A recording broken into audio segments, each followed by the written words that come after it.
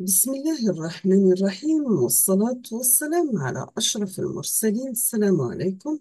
Bonjour tout le monde. Aujourd'hui, on va voir ensemble la partie numéro 3, toujours le chapitre numéro 2, amélioration de la qualité d'image. Nous avons vu le chapitre numéro 1, comment améliorer la qualité de l'image. Deuxième partie, nous avons parlé de la transformation d'histogramme. Aujourd'hui, on va voir comment réduire le bruit dans une image. On va commencer par les filtres spatiaux. Donc, c'est la mécanique du filtrage spatial linéaire. Si on va utiliser cette fois-ci un noyau de 3 par 3. Les pixels sont représentés par des carrés, bien sûr, pour simplifier les graphiques. Notez que l'origine de l'image est en haut à gauche, mais l'origine du noyau est dans son centre. Le fait de placer l'origine au centre de noyau spatialement symétrique va simplifier l'écriture d'expression pour le filtrage linéaire. Vous avez ici un filtrage en utilisant des filtres de Carnel. Donc, voici les nouvelles coordonnées pour chaque pixel situé dans cette zone. La formule utilisée, donc l'image de sortie, ça sera double somme de S varie min moins A jusqu'à A et moins B jusqu'à B de WST par l'image de départ F de X plus SY plus T. Voici un exemple, mais cette fois-ci pour un signal monodimensionnel par la corrélation et la convolution, pardon. Donc, vous avez l'image de départ, l'origine ici. Donc, vous avez une multiplication par 1, 2, 4, 2, 8, et on obtient comme sortie nouveau alignement de position pour le nouveau pixel. Voici un exemple, toujours avec les filtres spatiaux, mais pour une image ou une matrice de dimensions. Donc, on a utilisé l'image de départ, l'image multipliée F par W. Ici, c'est la corrélation. Donc, ici, le full corrélation, la convolution et convolution totale. Pour une convolution du numérique de R, donc on obtient l'image E multipliée par K. Donc voici l'image de départ I multipliée par K, c'est un noyau de convolution. On obtient à la sortie une image R comme résultat de convolution. Voici la représentation de notre image R en sortie par la formule suivante, bien sûr. Toujours avec une image de départ multipliée cette fois-ci avec un autre niveau de convolution. Donc, cette partie multipliée par K, on obtient tout simplement le résultat de convolution, la valeur 4. Ici, par exemple, donc la nouvelle image R après produit de convolution, mais cette fois-ci avec cette partie de l'image, avec toujours le noyau de convolution. Donc, au début, on a obtenu la valeur 4, ici par 3, ainsi de suite. Ici, 4, 3 et 4, toujours avec convolution. Donc, à chaque fois, on fait un décalage. Donc, la même chose ici, produit de convolution. Pour ce deuxième ligne et première colonne, ça sera la valeur, il prend la valeur 2. Donc, deuxième ligne et deuxième colonne, c'est 4. Deuxième ligne, troisième colonne, c'est 3. Et vous voyez le changement à chaque fois. Donc, troisième ligne, première colonne, 2. 3 comme troisième ligne et deuxième colonne. Et 4 pour troisième ligne et troisième colonne. Ici, vous avez des exemples de noyaux de convolution. Donc, cette fois-ci, c'est multiplication par un filtre de Cornell. Donc, vous allez multiplier 1 par 8 par une matrice 3 par 3 que des 1 pour un filtre Carnel gaussien. Donc, vous utilisez la matrice suivante.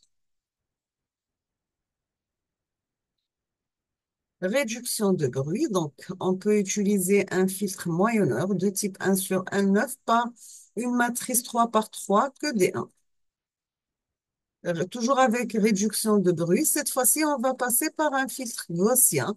La forme G de xy égale à 1 sur 2pi sigma au carré exponentiellement x au carré plus y au carré sur 2 sigma au carré, sachant que sigma représente l'écart type de notre moyenne. l'écart type de notre image. La taille de filtre, ça sera 4 sigma plus 1 par 4 sigma plus 1. Voici un exemple de filtre gaussien pour sigma égale à 1, pour un écart type égal à 1. Toujours avec réduction de bruit. Donc, l'image de départ de taille 1024 par 1024. Ici, nous avons le résultat en passant notre image de départ par un filtre passe-bas avec, avec un Gaussien Carnel de taille 21 par 21 et coefficient de déviation sigma égale à 3,5. Ici, nous avons, en utilisant un filtre de Carnel de taille 34 par 34 avec sigma égal à 4. Toujours, donc voici le résultat pour réduire le bruit en utilisant cette fois-ci un filtre Carnel gaussien de taille 187 par 40, 187 avec sigma l'écart type égal à 31. Donc, nous avons le zéro padding, c'est-à-dire par des zéros, le mirror padding en réfléchissant en mémoire l'image à travers sa bordure, et le plicate padding, donc la valeur de bordure d'image la plus proche. Voici un exemple, toujours réduction de bruit. Donc, c'est une image télescopique tirée à partir du groupe compact Hickson. Ici, c'est le résultat en passant notre image à travers un filtre passe-bas. Ici, un filtre, nous avons filtré l'image par le seuillage.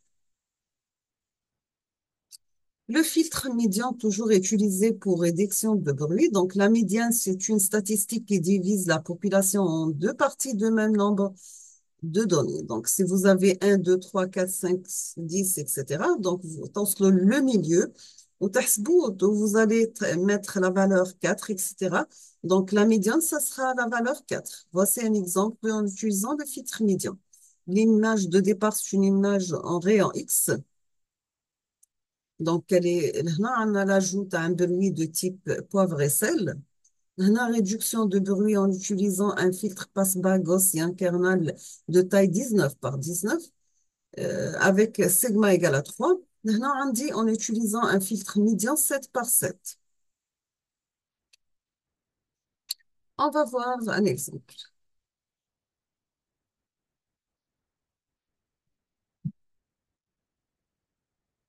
Maintenant, on va parler de l'amélioration du contraste de l'image. Voici notre image de départ. L'image résultante après en utilisant la première dérivée, la seconde dérivée. Donc, ça représente la dérivée d'une image.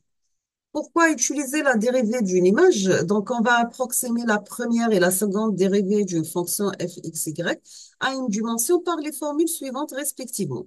Nous avons f' de x égale à f de x plus 1 moins f de x, f second de x égale fx plus 1 moins 2fx plus f de x moins 1. La dérivée toujours d'une image, maintenant pour une image en deux dimensions, on va définir le Laplacien comme suit. Delta carré de f, ça représente la dérivée seconde de f par rapport à x au carré, plus la dérivée seconde de f par rapport à y. Comment on va calculer la dérivée seconde de f par rapport à x carré? On doit passer par f de x plus 1y plus f de x moins 1y moins 2 fois f de x y.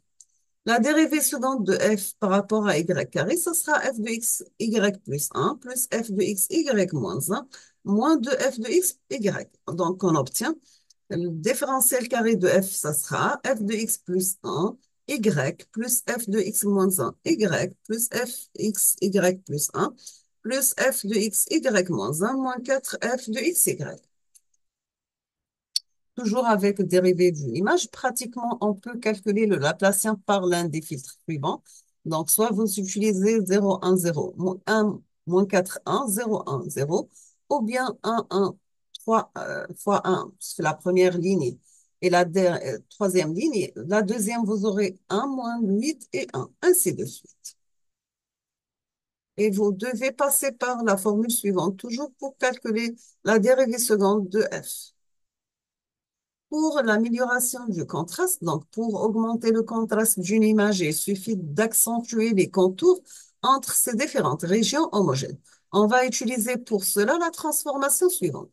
Donc, l'image de sortie, ça sera l'image d'entrée, plus C, la dérivée seconde de f carré de fxy.